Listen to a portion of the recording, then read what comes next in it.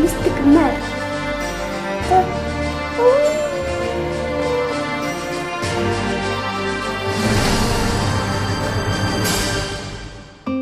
Хүн амьдралдаа сайн муу бүхнийг л үздэг. Ганц Сэлэм гэгч энэ хүн одоогоос хэдхэн жилийн өмнө юу юучгүй ганцхан таксины орлогоороо амь зууж байлаа. Мөнгө санхүүгүүд байнга ачигдaltaй хэцүү зүйлүүд байсан боловч хамгийн сайхан зүйл гэх юм бол би агуу орчлон бүтээсэн тэр бурхны хүү гэдгээр үнэхээр бахархдаг байсан.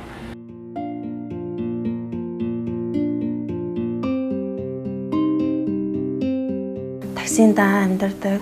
Би тэр таксинд явж байгаа нь жоохон доогуур ажил хийж ин ч юм уу тэгж бодож байгаагүй.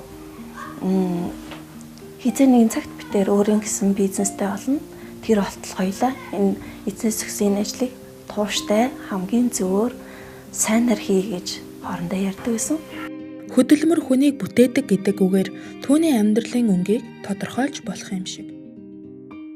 Эхний өдрүүдэд бид нэр машинтай амьдардаг байсан.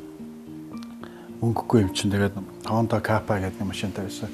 Машинтай амьдрал, тэнцэнэ сайн мэдээ яриад бидний Honda-г 3 объект байдаг гэсэн. Нэг нь болохоор гэмтлийн эмнэлэг, эхний алсын хашаа, Sky гэдэг их дэлгүүрийн хашаанд байдаг гэсэн. Ягаад тэгэхээр гудамжид бид нар машиндаа унтчих юм бол хүмүүс өглөөгөр тогшоолд таксинд явах уу гэдэг ерөөсөө тайван байдал алдагдуулдаг байсан учраас тиймэрхүү газрууд их тайван байсан.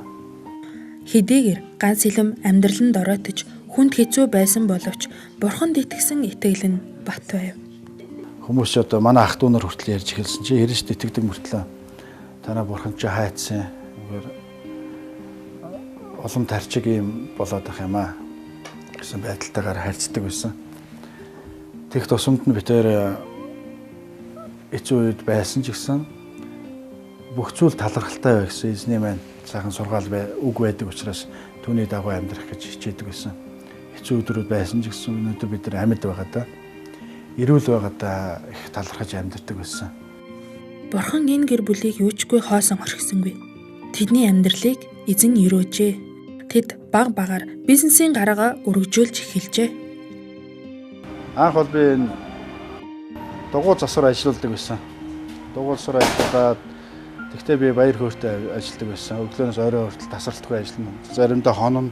Анх би тэр энэ бизнесийг эхэлж хахад маш олон хүндрэлтэй, олон зүйлсэд бий болж исэн. Хүмүүс төлөгтүүлэх.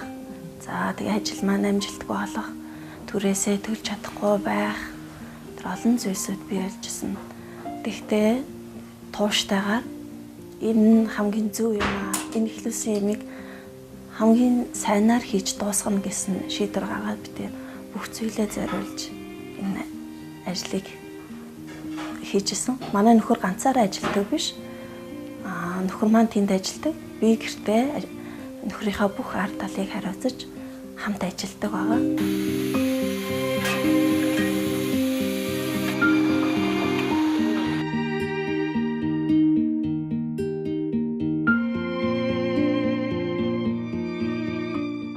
Яахаач мэдгүй ядуу тарчиг амьдралаа хэрхэн өөдлүүлэх талаар ямар ч арга замгүй байсан.